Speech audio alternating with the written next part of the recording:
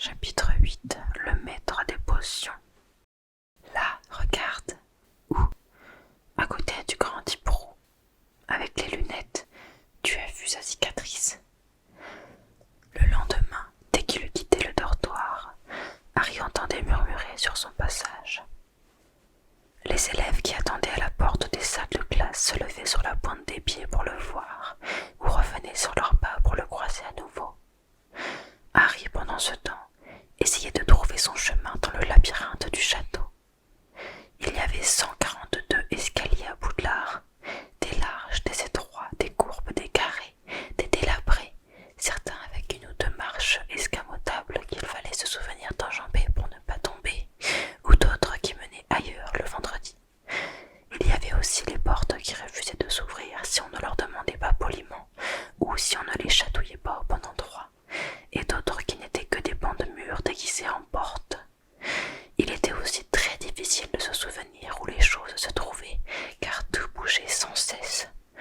Les gens représentés sur les tableaux accrochés au mur passaient leur temps à se rendre visite les uns aux autres, et Harry était persuadé que les armures se promenaient parfois dans les couloirs. Quant aux fantômes, ils ne facilitaient pas la tâche. C'était toujours un choc désagréable lorsque l'un d'eux traversait une porte au moment où on essayait de l'ouvrir. Cassis sans tête était toujours heureux d'aider les nouveaux de Gryffondor à trouver leur chemin, mais Peeves, l'esprit frappeur, était pire que deux portes verrouillées et un faux escalier. Il bombardait les nouveaux de morceaux de craie, tirait les tapis sous leurs pieds, renversait des corbeilles à papier sur leur tête, ou se glissait silencieusement derrière eux et leur attrapait le nez en hurlant « Je t'ai eu !» d'une voix perçante. Mais pire encore que Peeves, si toutefois c'était possible, il y avait Argus Russard, le concierge.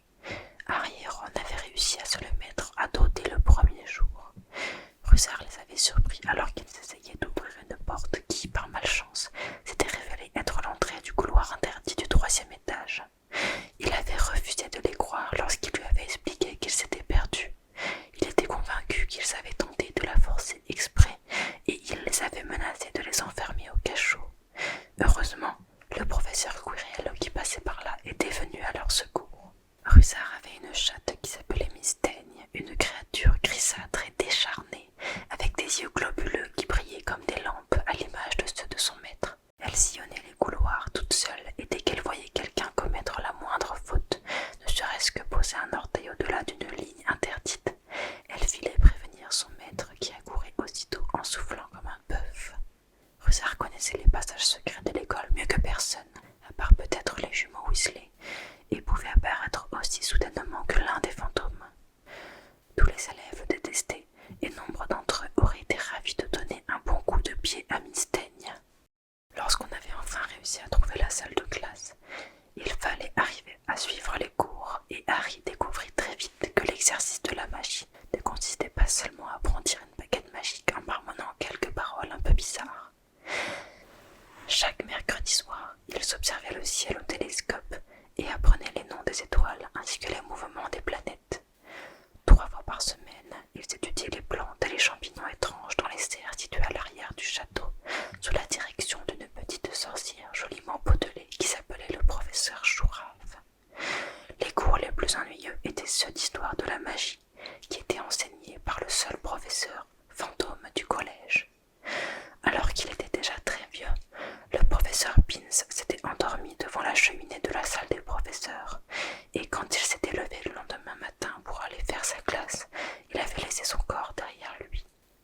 Pins parlait sans cesse d'une voix monocorde tandis que les élèves griffonnaient des noms de sorciers célèbres en confondant Émeric le hargneux et Ulfric le faux-langue.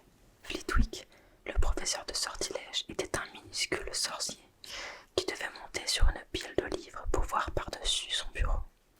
Au début de leur premier cours, pendant qu'il faisait l'appel, il poussa un petit cri aigu en voyant le nom de Harry et tomba à la renverse. Le professeur McGonagall était très différente. Harry avait vu juste en pensant qu'il valait mieux éviter de la contrarier. Elle était stricte, intelligente et leur parla très directement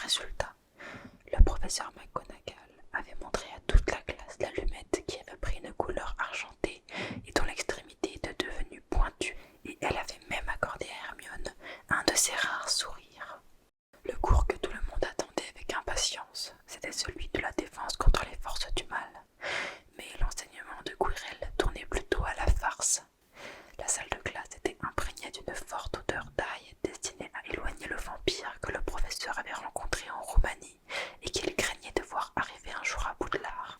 Son turban, avait-il expliqué à ses élèves, lui avait été offert par un prince africain pour le remercier de l'avoir débarrassé d'un zombie, mais son histoire sonnait faux.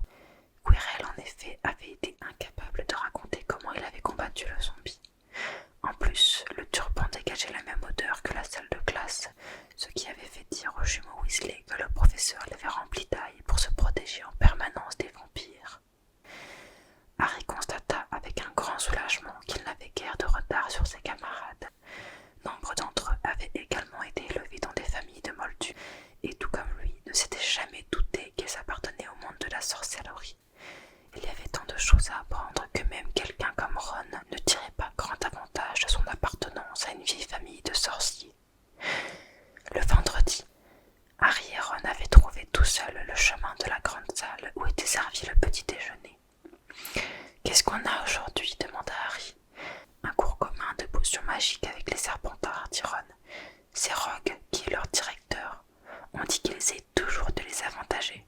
On verra bien si c'est vrai. » J'aimerais bien que McGonagall ait envie de nous avantager, dit Harry. Le professeur McGonagall était la directrice des Gryffondor, ce qui ne l'avait pas empêché de leur donner une montagne de devoirs à faire. Au même moment, le courrier arriva.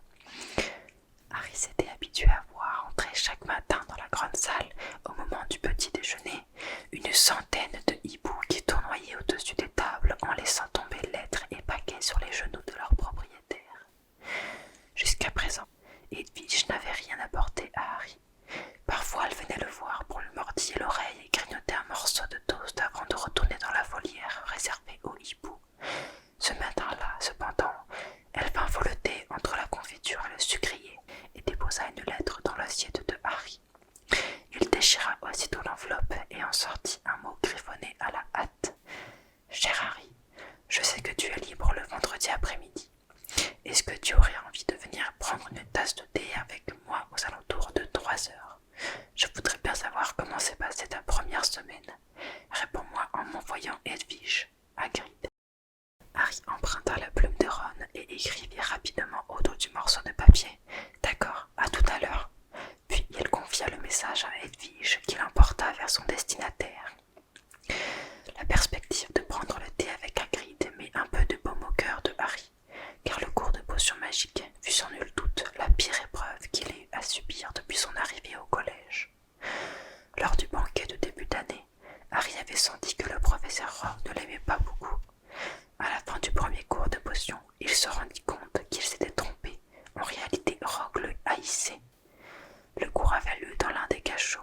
Il y faisait plus froid que dans le reste du château, et les animaux qui flottaient dans des bocaux de formol alignés le long des murs rendaient l'endroit encore plus effrayant. Rogue commença par faire l'appel. Lorsqu'il fut arrivé au nom de Harry, il marqua une pause. « Ah oui, dit-il, Harry Potter, notre nouvelle célébrité. » Draco Malfoy et ses amis Crabbe et Goyle ricanèrent en se cachant derrière leurs mains. Rogue acheva de faire l'appel et releva la tête. Ses yeux étaient aussi noirs que ceux de Hagrid, mais ils n'avaient pas la même chaleur. Ils étaient vides et froids comme l'entrée d'un tunnel. « Vous êtes ici pour apprendre la science subtile et l'art rigoureux de la préparation des potions, dit-il. » Sa voix était à peine plus élevée qu'un murmure, mais on entendait distinctement chaque mot. Tout comme le professeur McGonagall, Rogue avait le don de maintenir sans effort le silence dans une classe. « Ici, on ne s'amuse pas à agiter des baguettes magiques. Je m'attends donc à ce que vous ne compreniez pas grand-chose à la beauté d'un chaudron qui bouillonne doucement en laissant échapper des volutes scintillantes, ni à la délicatesse d'un liquide qui s'insinue dans les veines d'un homme pour ensorceler peu à peu son esprit et lui emprisonner les sens.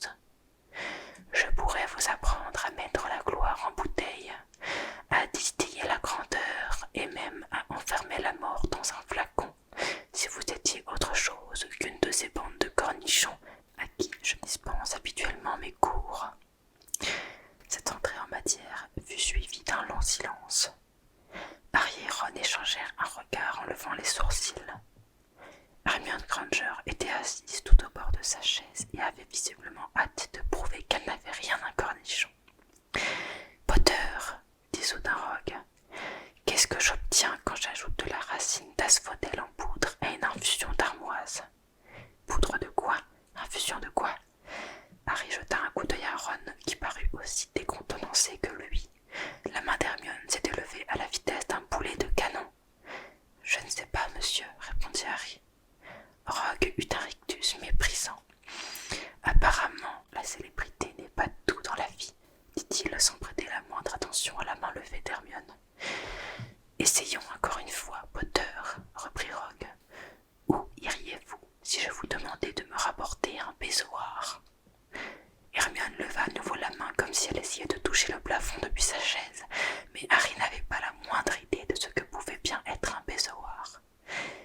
de ne pas regarder Malfoy, Crabbe et Goyle, qui étaient secoués d'un fou rire.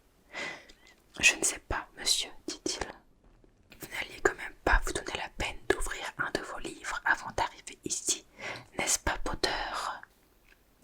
Harry se força à ne pas baisser les yeux devant le regard glacé du professeur.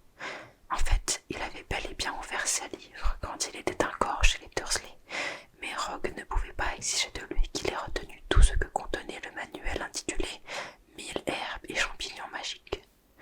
Rogue ne faisait toujours pas attention à la main frémissante d'Hermione.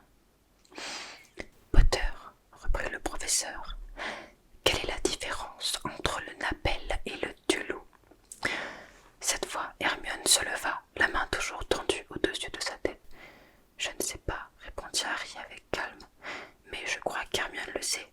Vous aurez peut-être plus de chance avec elle. » Il y eut quelques rires. Simus fit un clin d'œil à Harry. Rogue, en revanche, n'avait pas l'air content.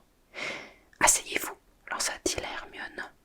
Pour votre information, Potter, sachez que le mélange d'asphodèle et d'armoise donne un somnifère si puissant qu'on l'appelle la goutte du mort-vivant. Un bezoar est une pierre qu'on trouve dans l'estomac des chèvres et qui constitue un antidote à la plupart des poisons. Quant au Napel et au Dulou, il s'agit de la même plante que l'on connaît aussi sous le nom d'aconite. Alors, qu'est-ce que vous attendez pour prendre note ?» Il y eut un soudain bruissement de plumes et de parchemin. « Et votre impertinence coûtera un point à Gryffondor, Potter, » ajouta Rogue. Il répartit alors les élèves deux par deux et leur fit préparer une potion destinée à soigner les furoncles. Il passait et repassait parmi les élèves, sa longue cape noire flottant derrière lui, en le regardant peser des orties séchées et écraser des crochets de serpents. Chacun eut droit à de sévères critiques, sauf Malfoy, pour qui il semblait éprouver de la sympathie. Il leur demanda d'ailleurs de regarder comment celui-ci avait fait bouillir ses limaces à cornes, quand soudain un nuage de fumée verte accompagné d'un sifflement sonore emplit le cachot. Neville Londubat s'était débrouillé pour faire fondre le chaudron de Simus, et leur potion se répandait sur le carrelage en rongeant les chaussures des élèves. Un instant plus tard, toute la classe était debout sur les tabourets, et Neville, aspergé de potions lorsque le chaudron avait fondu, gémissait de douleur, tandis que des furoncles rouges et enflammés le poussaient sur tout le corps. « Imbécile !» gronda Rogue en faisant disparaître d'un coup de baguette la potion répandue sur le sol.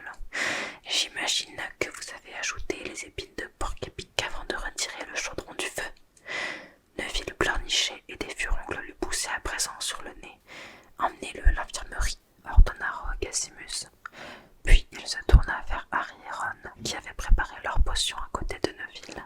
« Potter, pourquoi ne lui avez-vous pas dit qu'il ne fallait pas ajouter les épines tout de suite? Vous pensiez que s'il ratait sa potion, vous auriez l'air plus brillant. Voilà qui va coûter un point de plus à Gryffondor. » C'était tellement injuste que Harry ouvrit la bouche pour répliquer, mais Ron lui donna un petit coup de pied derrière leur chaudron pour l'en dissuader. « Laisse tomber, chuchota-t-il. Il paraît qu'il peut devenir très méchant quand il s'y met. » Lorsqu'ils remontèrent du cachot une heure plus tard, Harry remuait de sombres pensées et son moral était au plus bas. Il avait fait perdre 2 points à Gryffondor dès la première semaine. Pourquoi Rogue le haïssait-il ainsi? Ne t'en fais pas, dit Ron. Rogue enlevait aussi des points à Gryffondor à cause de Fred et George. Est-ce que je peux venir avec toi chez Hagrid? À 3h moins 5, ils quittèrent le château et traversèrent le parc. Hagrid habitait une petite maison de bois en bordure de la forêt interdite. Une arbalète et une paire de bottes en caoutchouc étaient posées à côté de la porte. Lorsque Harry frappa, un grand fracas retentit à l'intérieur de la maison, accompagné d'aboiements sonores. Puis la voix de Hagrid domina le vacarme. « Ça suffit, croque-dur, dit-il, va-t'en de là. » Le visage hirsute de Hagrid apparut à l'entrebâillement de la porte.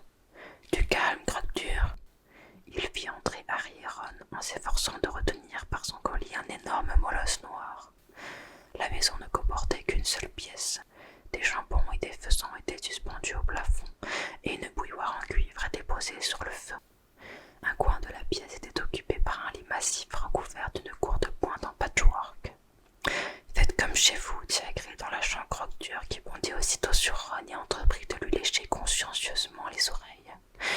À l'image de son maître, Croque-Dur était beaucoup moins féroce qu'il ne le paraissait. Je vous présente Ron, dit Harry à Hagrid, qui versait de l'eau chaude dans une grande théière et disposait des biscuits maison sur une assiette. Encore un Weasley, est-ce que je vois, remarqua Hagrid en regardant les taches de rousseur de Ron.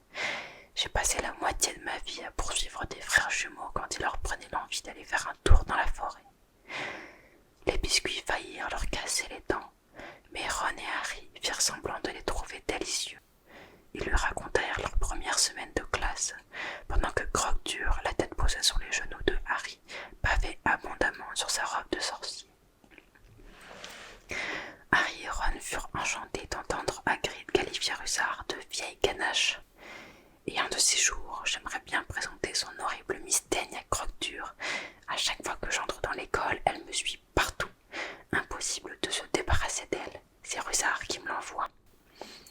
Lorsque Harry lui raconta ce qui s'était passé pendant le cours de Rogue, Hagrid lui fit la même réponse que Ron.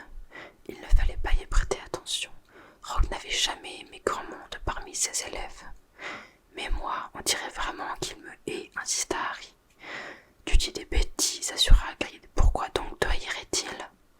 Mais Harry remarqua que Hagrid avait détourné les yeux en disant cela. Comment va ton frère Charlie? Demanda Hagrid à Ron. Je l'aimais beaucoup. Il savait très bien s'y prendre avec les animaux. Harry se demanda si Hagrid avait fait exprès de changer de sujet. Pendant que Ron lui parlait de Charlie, il prit un morceau de journal posé sur la table.